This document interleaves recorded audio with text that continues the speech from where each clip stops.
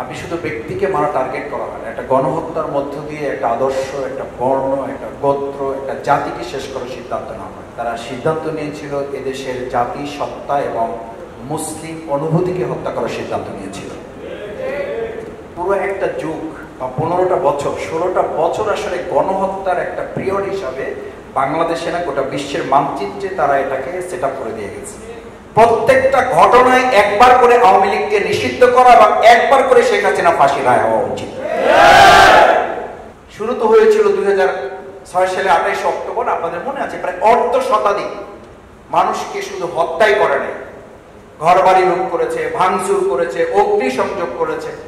আমাদের কোটা লাগবে না, আপনি বলেছিলেন, আপনারা বলেছিলেন, এই ঢাকা বিশ্ববিদ্যালয় থেকে আমরা স্লোগান শুনেছি, আপনাদের দেখে আপনাদেরটা শুনে আমরা স্লোগান দিয়েছি, তোর কোটা তুই নে, আমার ভাইকে ফিরিয়ে দে।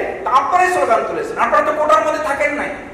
আপনি শুধু ব্যক্তিকে মারা টার্গেট করা হয় না, একটা গণহত্যার মধ্য দিয়ে একটা আদর্শ, একটা বর্ণ, একটা গোত্র, একটা জাতিকে শেষ করার সিদ্ধান্ত নেওয়া হয়।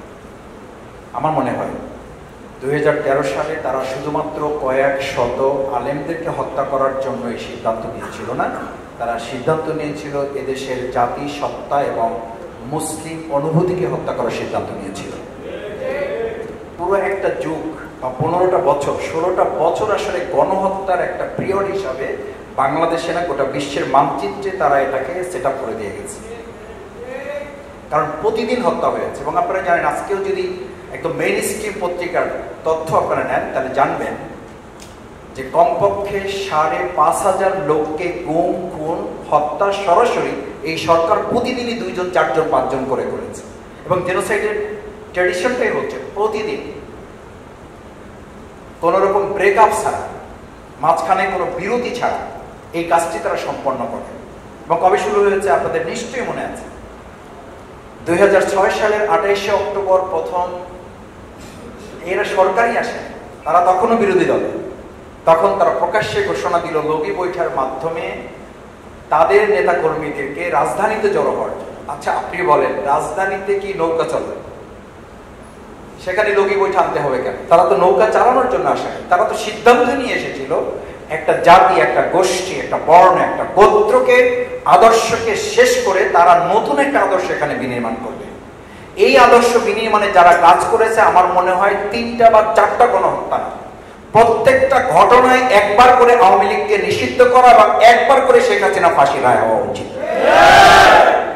আর সেই শেখ হাসিনা অথবা সেই আওয়ামী লীগের বিচার আপনি শুধু 2টা বা 3টা গণহত্যা দিয়ে শেষ করে দিবেন, ওই শহীদ অলিউল্লাহ অথবা মোকাদ্দেসের পরিবারের কাছে আপনি আমি কি জবাব দেব?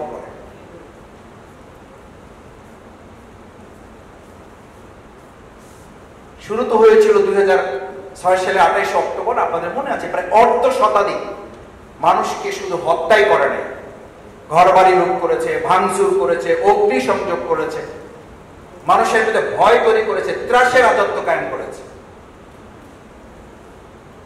শুধু এই একটা ঘটনা, ঠিক তার কিছুদিন পরে 2009 সালে 57 জন সৎ, দক্ষ, যোগ্য, আদর্শ, দেশপ্রেমিক সেনা অফিসারকে কেন হত্যা করা হয়েছে? শুধু কি সেনা অফিসার হত্যা করা হয়েছে, তার সাথে মিলিয়ে সাধারণ নাগরিক সহ পরিবারের সম্মানিত সদস্যবৃন্দ মিলে প্রায় 75 জনকে হত্যা করা হবে। আপনি বলেন, আপনার বিবেকের কাছে কোশ্চেন, এই ঢাকা বিশ্ববিদ্যালয়ের সবচেয়ে মেধাবীদের স্থান হিসাবে স্বীকৃত এই জায়গাটি কিন্তু তারা বিতর্কিত করে নাই, শুধু গোটা বিশ্বে এটার নাম দিয়েছিল ডাকাতদের গ্রাম। সেই ডাকাতদের গ্রাম হিসাবে তারা পরিচিত করেছে। সেই ডাকাতদের গ্রামের ভিলেনদেরকে আর ঢাকা বিশ্ববিদ্যালয়ে প্রবেশ করতে না দেওয়াটাও আজকের 36 জুলাইয়ের দাবির মধ্যে অন্তর্ভুক্ত হওয়া উচিত। আমাদের কোটা লাগবে না, আপনি বলেছিলেন, আপনারা বলেছিলেন, এই ঢাকা বিশ্ববিদ্যালয় থেকে আমরা স্লোগান শুনেছি, আপনাদের দেখে আপনাদেরটা শুনে আমরা স্লোগান দিয়েছি, তোর কোটা তুই নে, আমার ভাইকে ফিরিয়ে দে। আপনারাই স্লোগান তুলেছেন, আপনারা তো কোটার মধ্যে থাকেন নাই।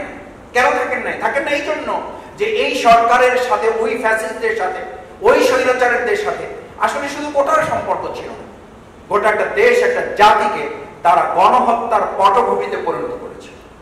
2009 সালে সেই 57 জন সেনা অফিসার সহ 75 জনকে যে হত্যার মাধ্যমে আরেকটা তারা গণহত্যা করল।